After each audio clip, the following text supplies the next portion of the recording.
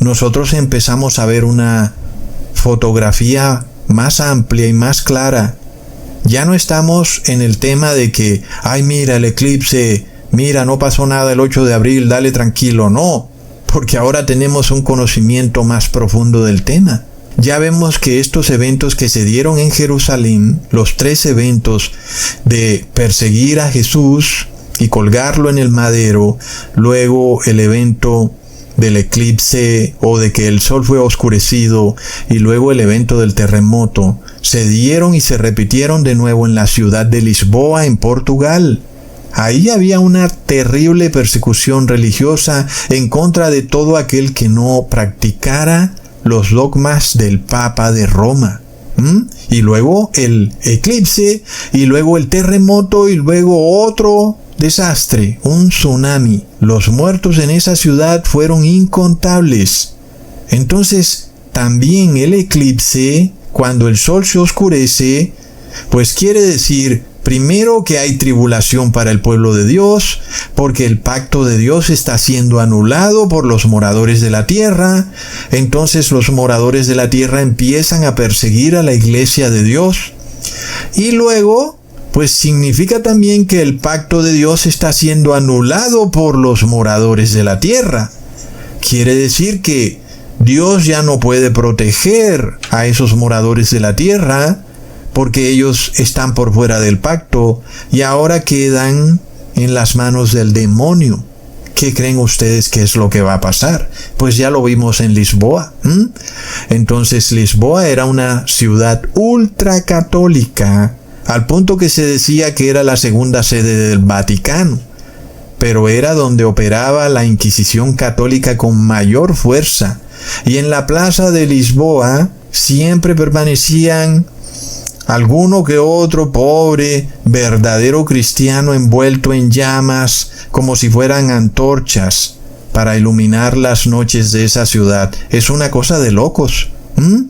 Pero uno no puede entender cómo el ser humano llega a semejante despotismo. Pero la historia se repite, hermanos. Lo estamos viendo con el aborto. Entonces, miremos esto, hermanos, que cuando hay maldad en la tierra, porque esta es una de las quejas que Dios tiene contra el mundo antediluviano, la maldad de los hombres es insoportable para Dios. ¿Qué es lo que ocurre hoy en día con el tema del aborto? Es un tema que para Dios se está volviendo insoportable, al punto de que todos estos eclipses de continuo, porque tú puedes pensar que esto es normal, que a cada rato hay un eclipse uno tras otro. Es algo que la palabra de Dios lo muestra como algo muy extraño. Inclusive te lo revela como una señal del fin de los tiempos. Pero ¿qué pasa, hermanos? Nosotros nos hemos acostumbrado a esto y pensamos que siempre es así, que siempre ha sido así, que cada año el sol se oscurece en alguna parte del mundo, sea de manera parcial o total, o que la luna se pone roja como de sangre. Es totalmente normal, Ecusatón. La NASA ha hecho un trabajo increíble para mantener a las personas engañadas en este tema. Es obvio, Ecusatón, mira que la luna está girando y por supuesto que va a llegar el momento en que se interponga entre el sol y la tierra. Y claro, la mayoría de personas dicen, obvio, cada año tiene que haber un eclipse de sol. Si esto fuera un evento tan normal, ¿por qué la palabra de Dios lo pone como un evento tan extraño que es una advertencia de que Jesús ya está por venir? Antes de que venga el día del Señor, el sol no dará su luz y la luna estará roja como de sangre. Pero plop, mira, Ecusatón, es que cada año ocurre así. ¿Será que así pasaba antes? No puede ser, hermanos, porque si así hubiera sido, los apóstoles le hubieran hecho la pregunta a Jesús. Jesús, pero mira, este año el sol se oscureció y la luna se puso roja y mira, pues no ha pasado nada, Jesús. No era algo que pasara así de frecuente como hoy en día. ¿Se dan cuenta, hermanos? Y es algo tan extraño que pasó justo cuando Jesús estaba ahí, muriendo en el madero por culpa de la maldad del ser humano. La luz del mundo era extinguida, rodeada de tinieblas, algo totalmente extraño para ella. Jesús era la luz del mundo. Sin embargo, ahora Jesús estaba sobrecogido por la oscuridad.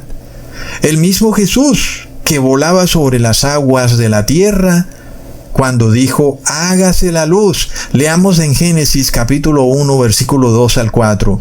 Y la tierra estaba desordenada y vacía, y las tinieblas estaban sobre la faz del abismo, y el Espíritu de Dios se movía sobre la faz de las aguas, y dijo Dios, sea la luz, y fue la luz. Y vio Dios que la luz era buena, y separó Dios la luz de las tinieblas. Tremendo, hermanos. Entonces, Jesús es la luz, y el mundo ha odiado la luz. ¿Y qué pasa cuando esta tierra se convierta nuevamente en tinieblas? Es tremendo, hermanos. Por eso dice la palabra que en los tiempos finales las potencias de los cielos serán removidas. Entonces ya no habrá luz en esta tierra, el sol estará oscurecido por completo. El sol, señal del pacto de Dios. Y ahora a cada rato hay eclipse, y a cada rato se oscurece la tierra. Y la NASA ha engañado a los seres humanos. Claro, hermanos, ¿esto tiene que ver con el tema de la tierra plana? Por supuesto que sí. La cosmovisión de la tierra plana es totalmente distinta a la cosmovisión de lo que es la tierra esférica. Y hay personas que dicen que no es la luna la que oscurece al sol, sino que es otro objeto extraño que está en los cielos. Finalmente, hermanos, no podemos asegurar estas cosas a ciencia cierta, pero lo que sí podemos ver es que estos eventos eran extraños en los tiempos bíblicos, que el sol se oscureciera. Tan extraño era, hermanos, que cuando el centurión vio estas cosas, se oscureció la tierra, hubo un terremoto, dijo, este señor sí era hijo de Dios. Y si acaso estos eventos ocurrieran así año tras año, pues al centurión no le hubiera parecido nada raro. Mira, un eclipse más. Todos los años hay eclipses. Es un tema para hablarlo de continuo, hermanos, pero es para otro video, ¿ok? El punto central es que el pueblo de Jerusalén, el pueblo hebreo, anuló el pacto, y eso se vio con la oscuridad que hubo. Cuando el sol dejó de dar su luz, significó anulación del pacto. Sin embargo, ahora el pacto se extendía al mundo entero. Y entonces, ¿qué seguía? Seguía que la luz de Dios volvía a resplandecer, no como ese sol, que era simplemente una representación del pacto de Dios, pero el arco iris de Dios volvía a verse sobre las nubes. Hermanos, volvemos al tema del diluvio. Cuando hay esa oscuridad, ¿qué hubiera pasado si hubiera llovido por 3 horas? Pues al estar el sol oscurecido no hay arco iris. El arco iris solo se forma si está el sol. Es tremendo, hermanos. Ahora, también nosotros podemos vincular al eclipse con colapso económico, con inflación, con una destrucción total, ya sea de la región o global. También podemos mirarlo como una guerra civil que está por ocurrir. Y esto se debe a que los seres humanos se han regocijado en las tinieblas. Miremos esto, hermanos, es de locos. Uno puede ver que el oscurecimiento del sol va ligado a otra cosa muy interesante. ¿Ustedes qué creen? Va ligado también al derramamiento del Espíritu Santo de Jesús. Es de locos. Leamos en Joel capítulo 2, versículo 28 al 31. Y después de esto derramaré mi espíritu sobre toda carne. Y después de esto, y profetizarán vuestros hijos y vuestras hijas, vuestros ancianos soñarán sueños, y vuestros jóvenes verán visiones, y también sobre los siervos y sobre las siervas derramaré mi espíritu en aquellos días, y daré prodigios en el cielo y en la tierra, sangre y fuego y columnas de humo. El sol se convertirá en tinieblas y la luna en sangre, antes que venga el día grande y espantoso de Jehová. Ahí vemos que no podemos sacar nada fuera de contexto. Ya hemos estudiado el tema del contexto. Ojo, yo no puedo tomar partes de un versículo y sacarlas. Todo hace parte de lo que Dios está narrando. Que Él va a derramar su espíritu en los tiempos finales y que el sol se oscurecerá y la luna se volverá en sangre, hermanos. Entonces, si hay un vínculo entre el derramamiento del Espíritu Santo de Dios y un eclipse, por llamarlo eclipse, o digamos un oscurecimiento del sol, ¿verdad, hermanos? Es de locos. Los apóstoles, cuando vieron que el sol se oscureció, tal vez no entendieron lo que pasaba en el momento. Y nosotros ya estudiamos en el video pasado que Jesús venía en su dimensión espiritual a hacerles recordar todo esto.